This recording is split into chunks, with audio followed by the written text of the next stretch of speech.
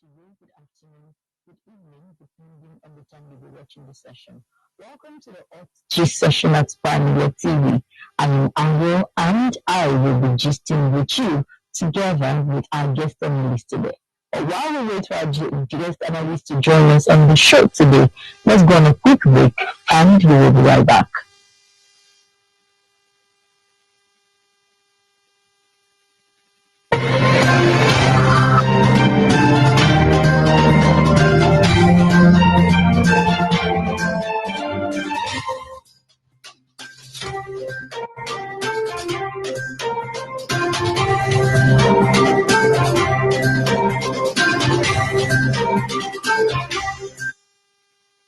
Welcome back to the show.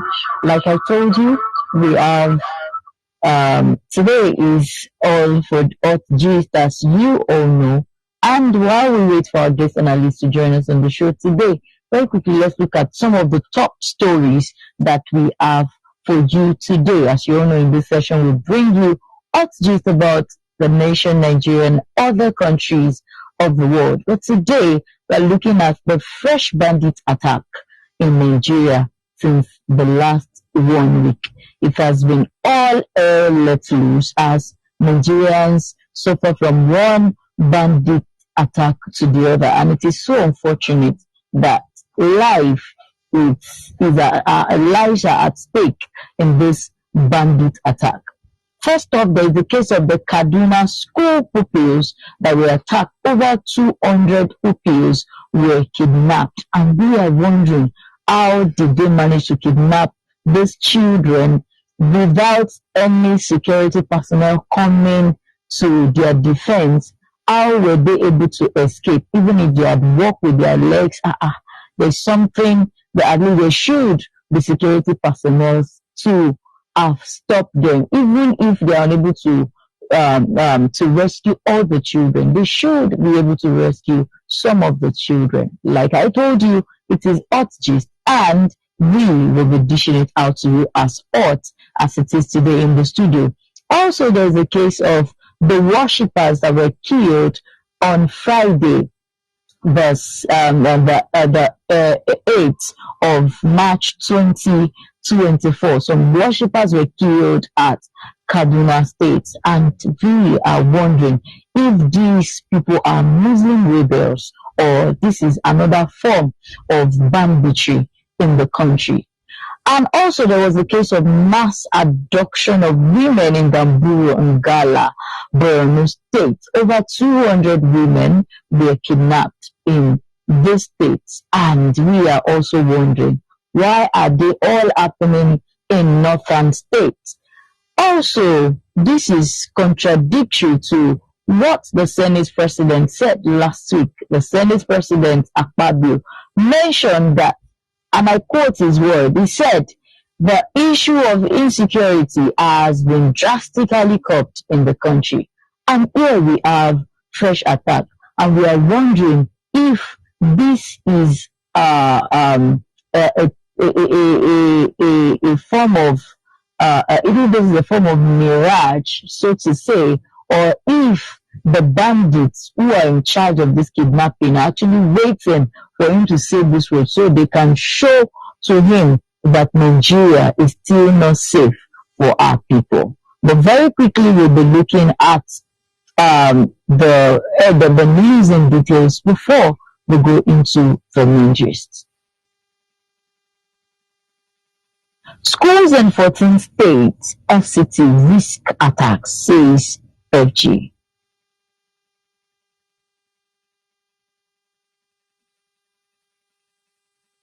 Mass abduction, bandits rubbish FG threat, kidnap 15 students in fresh attack. The threat of clampdown on bandits and terrorists abducting school children seemed to have little or no effect on the terrorists, as 15 pupils of an Islamia school in Sokoto State were kidnapped in the early hours of Saturday. This comes after Thursday's abduction of 287 school children in Kaduna State. On Wednesday, over 200 internally displaced persons were kidnapped from their camp in Borno State. Reacting to the incident, President Bola Tinubu ordered security agents to secure the immediate rescue of all the abducted pupils. The Sokoto State Police Command has confirmed the abduction of 15 Almajiri students in the Gada local government area of the state. The spokesman for the command, ASP Ahmed Rufai, while confirming the incident in a telephone conversation with one of our correspondents, said suspected bandits invaded the community around midnight. Rufai said the bandits reportedly invaded the community in the middle of the night and abducted 15 students of the Islamia school. They also abducted one woman who is a resident of the community. He, however, disclosed that the State Commissioner of Police, Ali Kaigama, mandated the divisional police officer in the community to work with the special team for the state capital to ensure that the abducted students were rescued unhurt. A resident of the affected community, Mansour Amadu, told Sunday Punch and other people around that the bandits invaded the community in the middle of the night. He narrated, "It was a serious situation as they killed a woman in the process before they abducted those pupils." Now, the major question here is, how could the kidnappers have moved 287 students in Kaduna State? How did they move that large number of persons without any security personnel coming into play? Could it have been that those children or there were choppers that were right there at the school that took those children out of the community? Or should we say they took a route, an underground route out of the community that not even any security officers came to the rescue until 287 pupils were abducted without anybody coming into play, without anyone coming to their rescue? Or are there nobody around? Because according to the security, started the assembly around 7:30 a.m. in the morning, and they began to hear some noise, and the vice principal asked him to go out to see what was happening, and on getting out, he discovered there were bandits outside. Could it have been that the people of the community were all asleep while these bandits moved in? And when they began to hear the noise, could it have been that none among them could reach out, could pick up his or her phone to reach out to the police, or to reach out to one or two persons who would tell another person on how these people have invaded their community so the police can come to their rescue? Sometimes things happen in this country and we wonder how they manage to happen, because these children are not pin, they are not sand that you can just pack them in a nylon bag without anyone noticing. At least there are community people, there are people in the community who could have reached out to the police. Or should we say that the people in the community tried to reach out to the police and the police did not come at that time because they did not have ammunition, or they are afraid for their lives and the life of the students who are about to be kidnapped does not mean anything to them? Or should we say that the police are not capable of going before the bandits? Should this be a concern today? But before I continue the gist with you, I would like that we watch what the governor of Kaduna State has to say to us. We protect protect the lives and properties of our citizens. Just an hour ago, I discussed with the National Security Advisor. He has assured me they are also working, and I've also spoke with the GOC Home Mechanized Division. He has also assured me they are also trying. Here we are with the Commissioner of Police and the Director of SSS, and all of them are working closely with the Knesset government under my leadership. No child will be left behind. Governor Obasani also directed the community to constitute a 7-member committee with the traditional ruler as head to provide daily updates, while the security agencies carry out their responsibilities. He also pledged to facilitate the establishment of a permanent security outpost in the community to prevent reoccurrence. A teacher at the government secondary school, Sani Abdullahi, says 287 students are missing. The teacher said a member of the Kaduna State Vigilante Service was also killed by the bandits when he attempted to.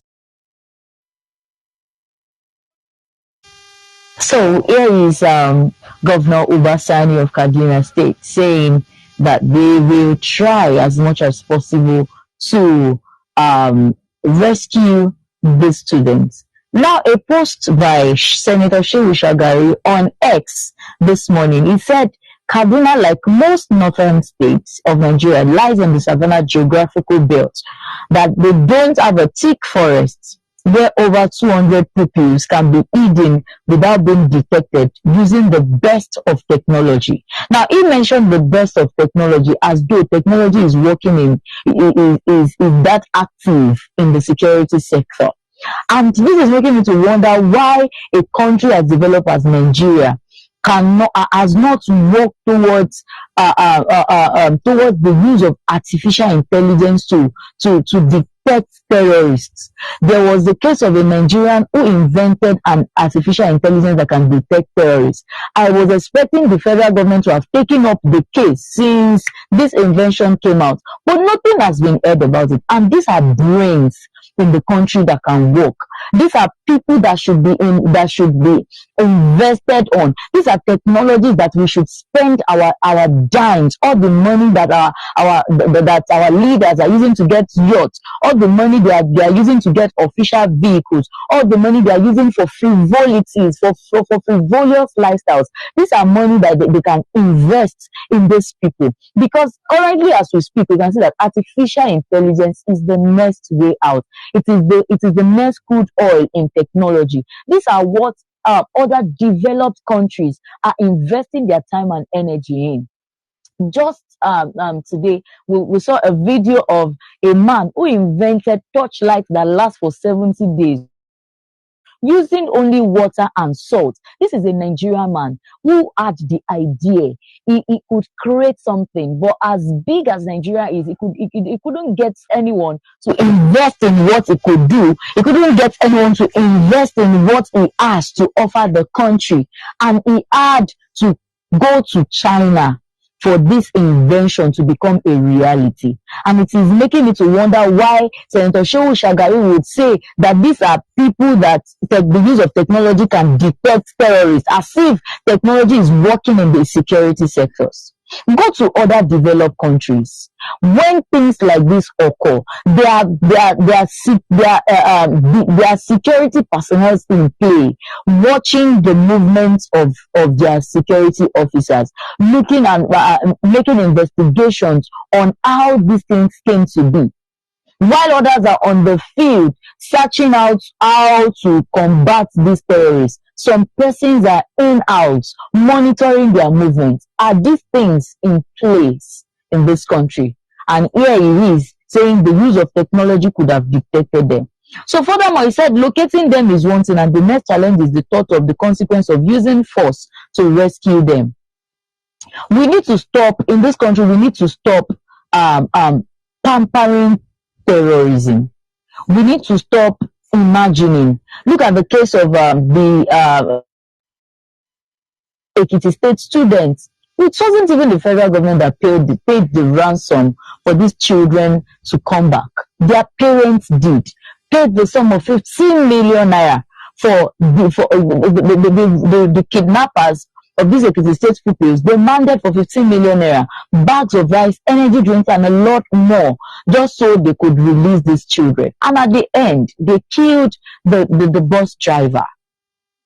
Just imagine in a developed country like Nigeria, we are experiencing this thing, yet the federal government is not saying anything about it. Even if they are saying anything about it, their voice is not loud enough. It is not enough that our presidents go about carrying placard, bring back our girls and all of that. It is not enough to say bring back our girls.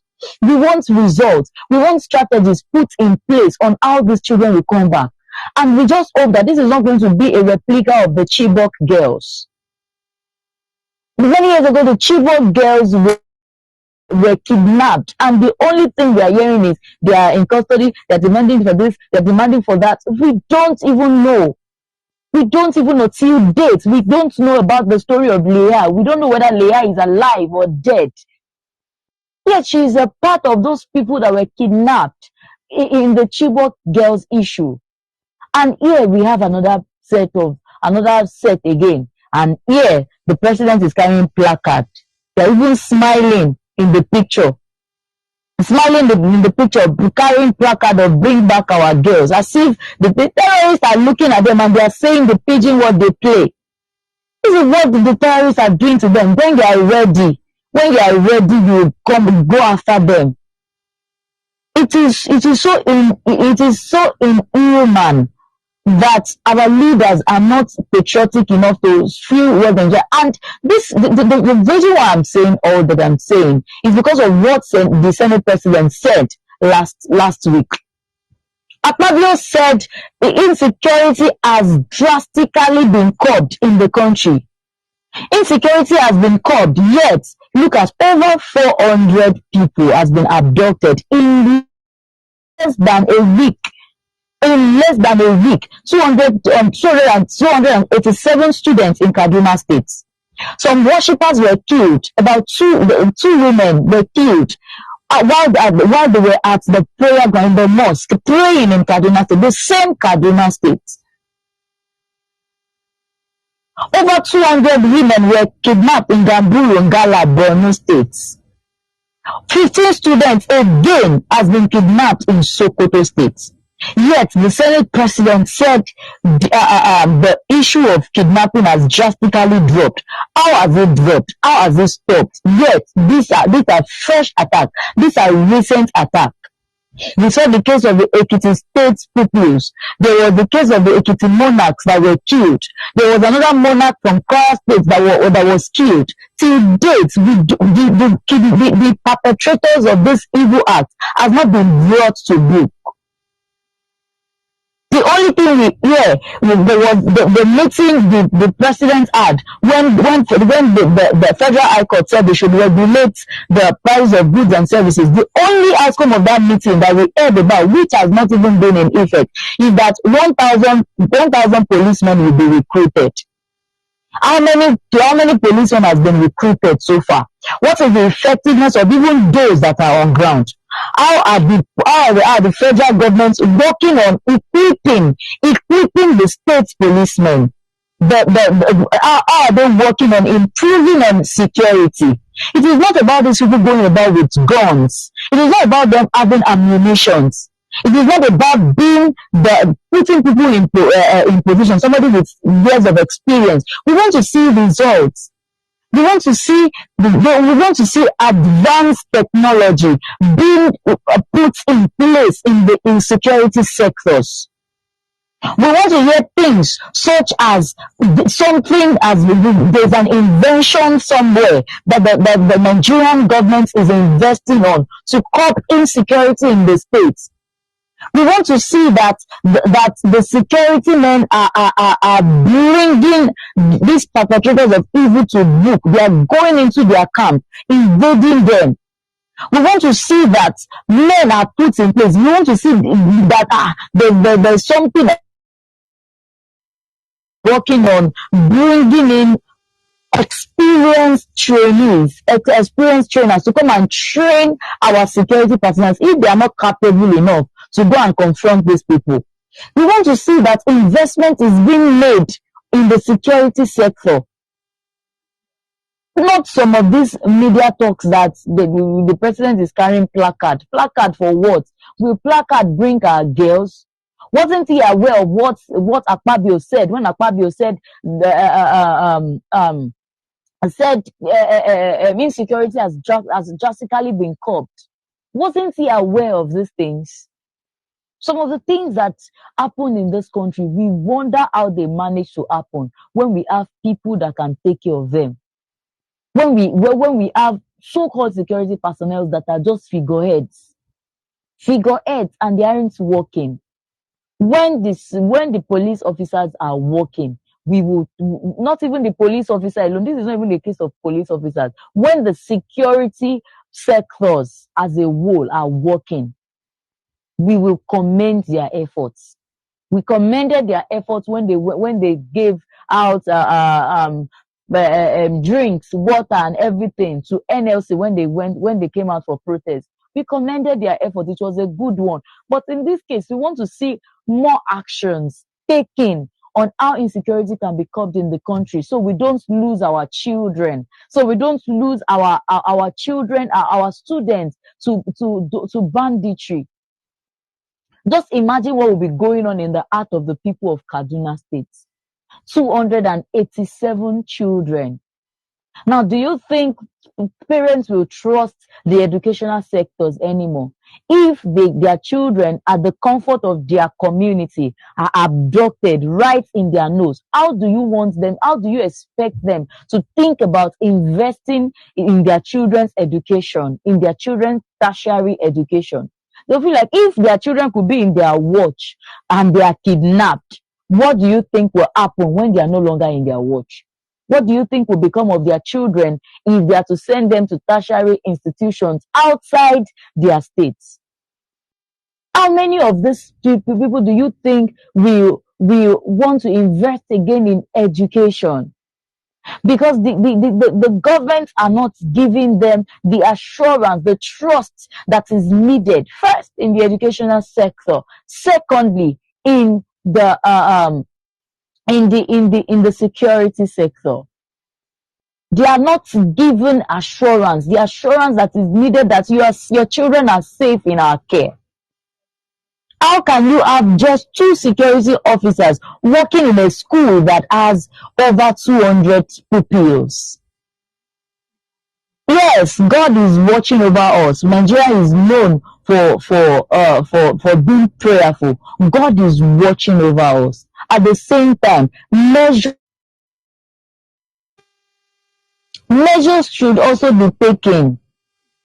Measures should be taken on how they ensure the lives of these children are safeguarded. These measures are the things that we want to see, not some sort of placards that Mr. President is going about, carrying about, displaying it for the media to see that is patriotic. Patriotism is not in picture. Patriotism is in action.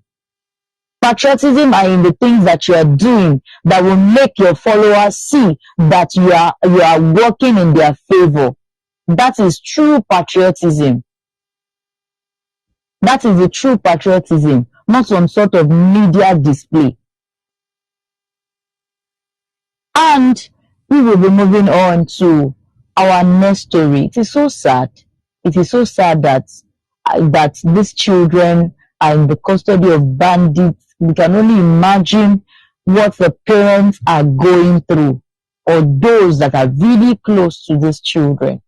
Over 400 persons. Another question we should ask ourselves is, why is this thing happening in the north? Yes, there are other things that are not really mentioned. Other things are not really mentioned. At the same time, why are they happening in the north?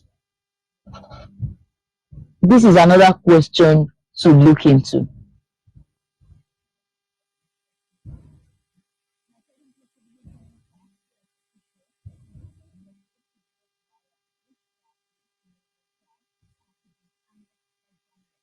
Okay, moving on to our next story. We'll be considering Still on the case of insecurity, we've mentioned that if the security officers are doing their job, if not all, they should be able to rescue some of these people. So right here in this, what you're watching is the case of the Borno women, over 200 women that were abducted.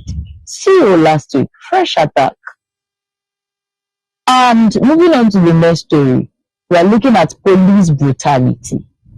There's this trending video online of the policemen who were harassing a man who could not issue his tinted glass permits, and this man was being flogged.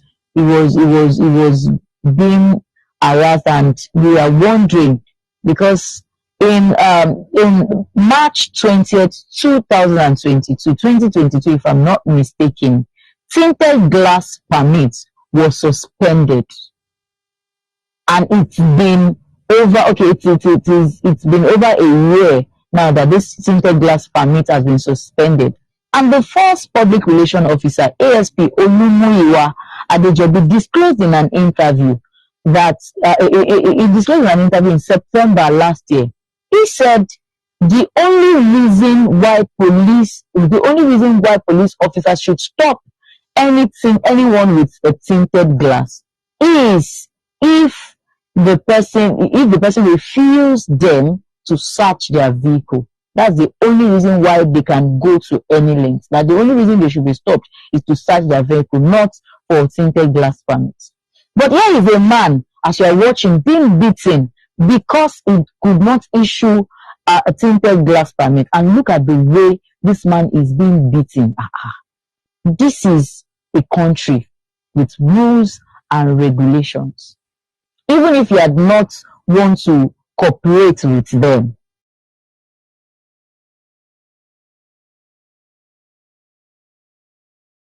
exercise your authority as a police, and all that you have to do is to venture into force in order to arrest this man. Just imagine the kind of instruments in their hands that they are using to flog this man.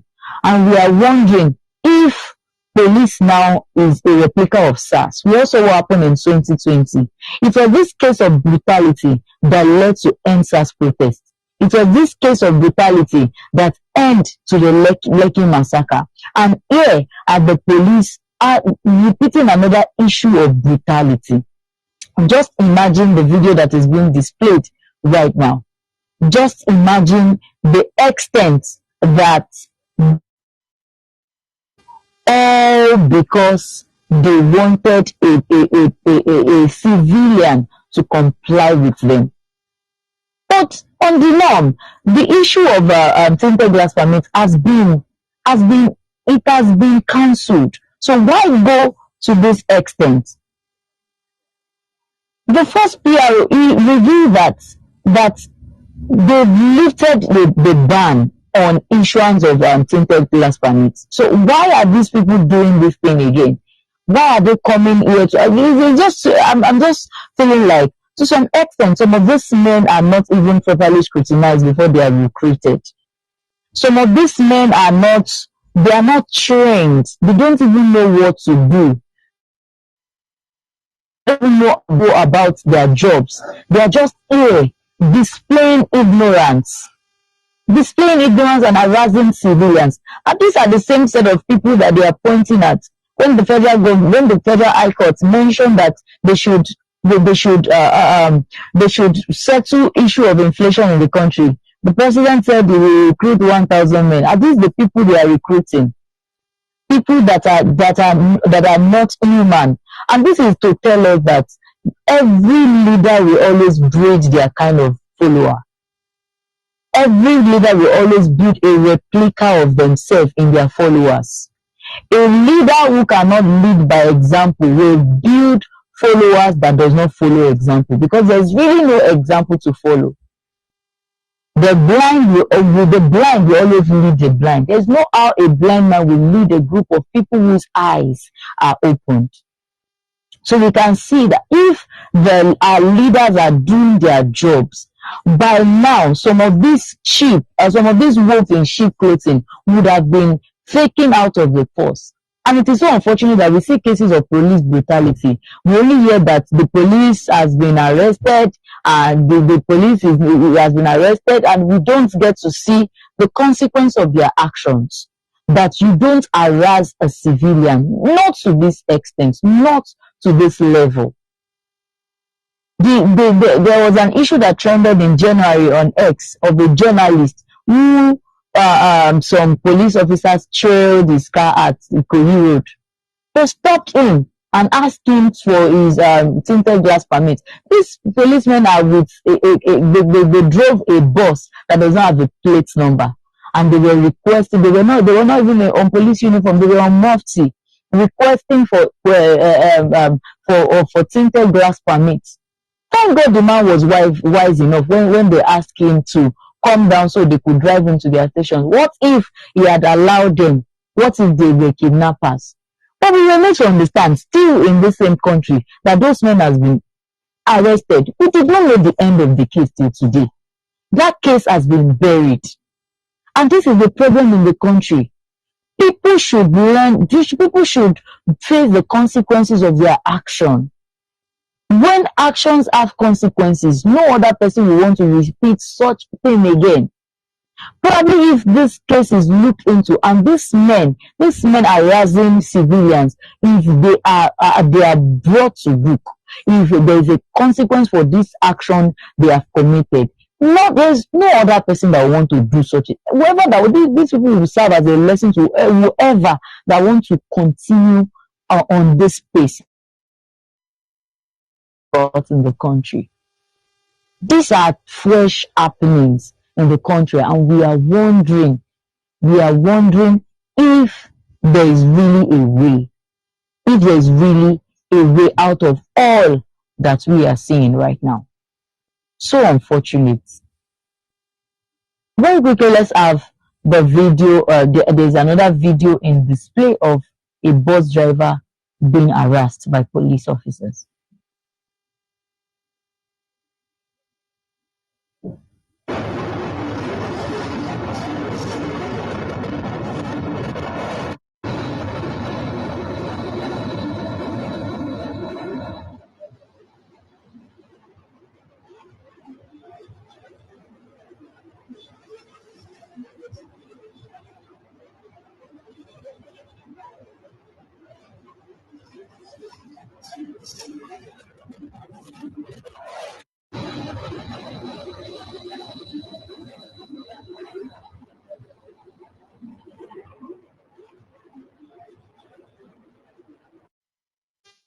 So these are some of the things we are talking about. Look at another bus driver being harassed by police officers. Even some of the men there, they were wondering. One of the police officer, he had to go to him. He had to go to this. You go to the left. Even if you had wanted to display or you wanted to transfer aggression, what if he had hit that equipment in his hand on the man's head? What if the man had died in the process? Everyone is angry in this country. At the same time, this is not a time to transfer aggression.